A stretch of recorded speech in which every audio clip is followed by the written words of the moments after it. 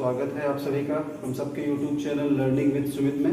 इस चैनल पे हम लोग इंजीनियरिंग मैकेनिक्स पढ़ते हैं और आज जो क्वेश्चन आपके लिए ले आया हूँ ये एक रेगुलर हेक्सागन की प्रॉब्लम है जो ऑलरेडी बोर्ड पे लिखा हुआ है। तो इस क्वेश्चन को आप लोग ध्यान से देखिए।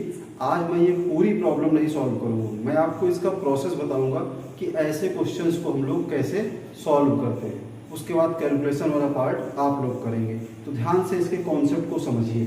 ये एक रेगुलर हेक्सागन है। क्वेश्चन में कह रहा है find resultant of the regular hexagon as shown in figure. तो यहाँ पे रेगुलर हेक्सागन का मतलब ये होता है कि इसकी जितनी जो भी साइड्स हैं इस हेक्सागन की ये सभी इक्वल है। मतलब OA equal to AB equal to BC equal to CD and equal to DE। All these sides are equal in dimension. ठीक, तो ये सभी साइड्स अगर इक्वल हैं तो उस केस में हम कैसे रिजल्टेंट फाइंड करते हैं। ये एक coplanar concurrent force system form कर रहा है। यहाँ पे कोप्लेनर कॉन्करेंट क्यों है? क्योंकि सभी फोर्सेस पॉइंट O पे मीट कर रही हैं।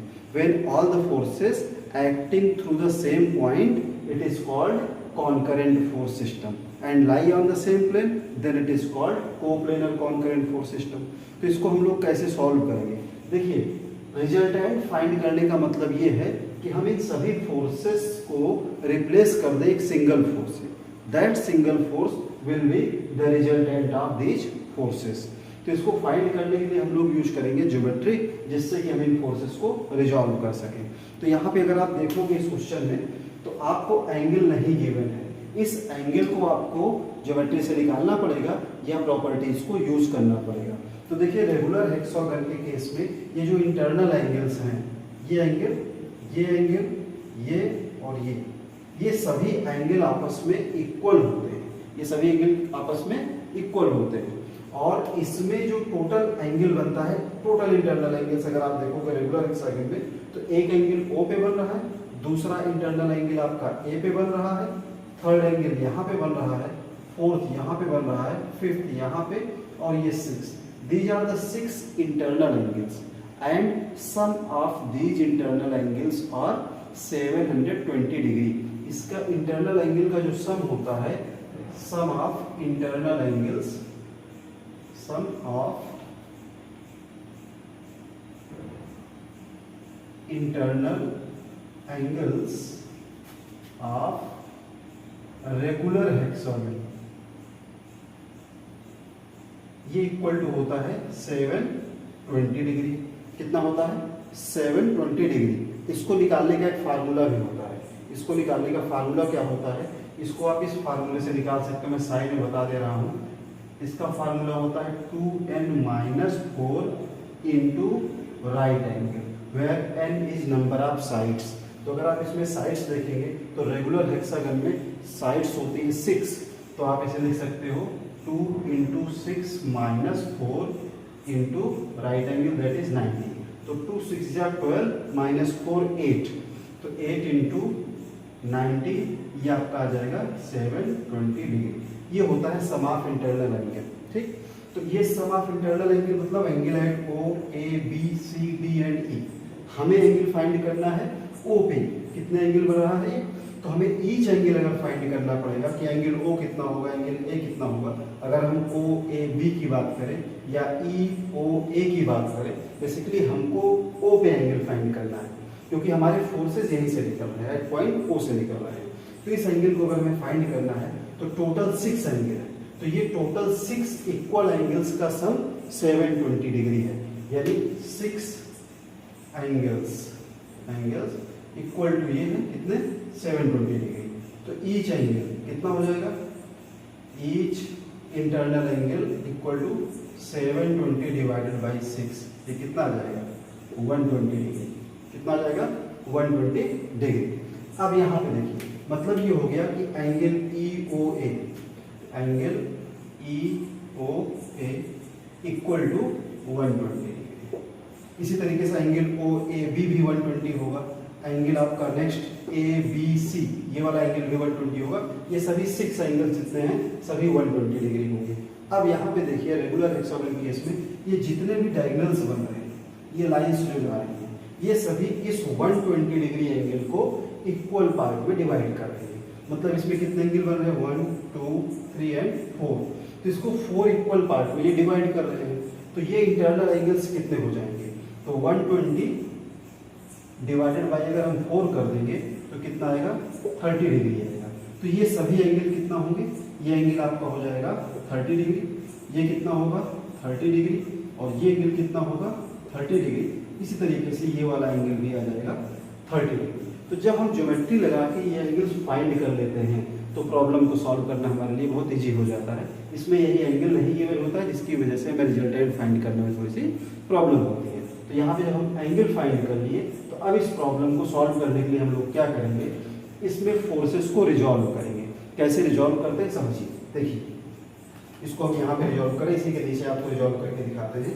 एक वर्टिकल लाइन ड्रॉ कर दिया और एक हॉरिजॉन्टल लाइन ड्रॉ कर दिया। अब 2 न्यूटन जो फोर्स है आपका, ये हॉरिजॉन्टल एक्सिस पे है, इसको आप एक्स एक्सिस पे लिख दीजिए, हॉरिजॉन्टल 2 न्यूटन को।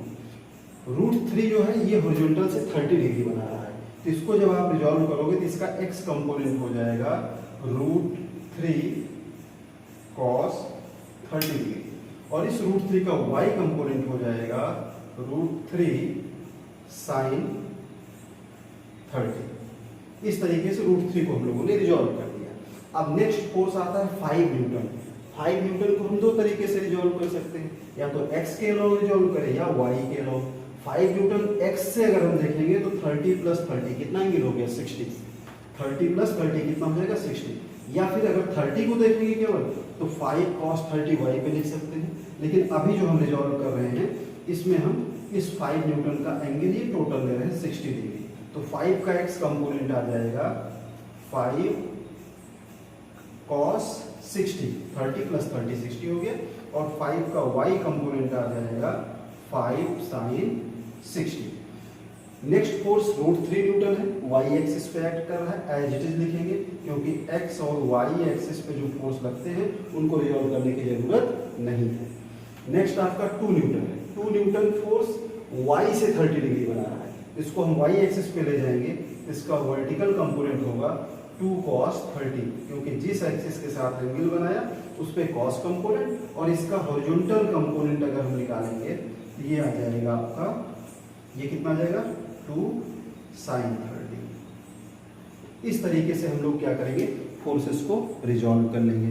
अब फोर्सेस को रिजॉल्व करने के बाद जो नेक्स्ट स्टेप होता है रिजल्टेंट फाइंड करने के केस में, उसके लिए हम लोग सिग्मा fx फाइंड करते हैं। सिग्मा fx यानी net force along x axis. इसके लिए साइन कन्वेंशन यूज करेंगे, राइट वर्ड फोर्सेस को पॉजिटिव और लेफ्ट वर्ड फोर्सेस को निगेटिव। तो सिग्मा fx जब हम लिखेंगे तो हमारा 2 न्यूटन राइट वर्ड है, पॉजिटिव हो जाएगा। यहाँ से देखिए और देख के लिखिए, तो ये 2 हो गया, और 2 के बाद ये √3 cos 30 है, ये भी पॉजिटिव होगा, तो √3 cos 30। नेक्स्ट फोर्स है हमारा 5 cos 60, राइट वर्ड है, तो 5 cos 60 एंड 2 sin 30। 2 sin 30 यहाँ पे देखिए लेफ्ट वर्ड लग रहा है, तो लेफ्ट वर्ड को हम माइनस में लिखेंगे, -2 sin 30। यहाँ से हम लोग सिग्मा fx फाइंड करेंगे। अब इसके बाद जो नेक्स्ट स्टेप होगा उसमें हम लोग सिग्मा fy फाइंड करते हैं। इसके लिए साइन कन्वेंशन अपवर्ड पॉजिटिव और डाउनवर्ड नेगेटिव, ये साइन कन्वेंशन यूज कर रहे हैं। तो यहाँ पे देखिए √3 sin 30, √3 sin 30 plus 5 sin 60। Order आप कुछ भी यूज कर सकते हो, जरूरी नहीं जैसा मैं लिख रहा हूँ वैसे लिखिए, बस सभी टर्म्स को विद डायरेक्शन लिखना है। √3 न्यूटन भी है, इसको भी लिखेंगे, plus √3 and 2 cos 30। All these forces are acting in upward direction, 2 cos 30, तो सभी इसमें पॉजिटिव हो जाएंगे। अब यहाँ से हम लोग फाइंड करेंगे सिग्मा fy। मैंने कहा था पूरी प्रॉब्लम मैं नहीं सॉल्व करूंगा, आपको केवल कॉन्सेप्ट बताऊंगा। तो सिग्मा fx कितना आया ये आप मुझे कमेंट करके बताएंगे, सिग्मा fy कितना आया ये आप लोग कमेंट करेंगे, ठीक। अब सिग्मा fx और सिग्मा fy की जो वैल्यू आप फाइंड कर लेंगे तो इसके बाद हम लोग फाइंड करेंगे रिजल्टेंट। तो रिजल्टेंट के लिए फार्मूला यूज करेंगे R = square root of sigma fx square plus sigma fy square, और सिग्मा fx की जो वैल्यू आएगी, सिग्मा fy की जो वैल्यू आएगी वो यहाँ पे पुट करेंगे, इससे हमें R पता चल जाएगा, इससे हमको रिजल्टेंट पता चल जाएगा कितना होगा, मैग्नीट्यूड ऑफ R। आर जब आपको पता चल गया तो आपका 70% काम हो गया, क्योंकि रिजल्टेंट फाइंड करने में दो चीज़ें पता करनी पड़ेगी। ये कॉन्करेंट फोर्स सिस्टम है तो आर पता करना पड़ेगा और फिर उसका डायरेक्शन कितने एंगल पे लगेगा। तो उसके लिए हम लोग फार्मूला यूज करेंगे alpha equal to tan inverse sigma f y upon sigma f x. इससे ये पता चलता है कि ये सिग्मा एफ एक्स की वैल्यू और सिग्मा एफ वाई की वैल्यू, ये दोनों वैल्यू आपके लिए ज़्यादा इंपॉर्टेंट है। अगर यहाँ आप गलती करते हो तो आपका रिजल्टेंट भी गलत होगा और अल्फा भी गलत हो जाएगा। तो सिग्मा एफ एक्स और सिग्मा एफ वाई की वैल्यू कैलकुलेटर से ध्यान से कैलकुलेट करिएगा।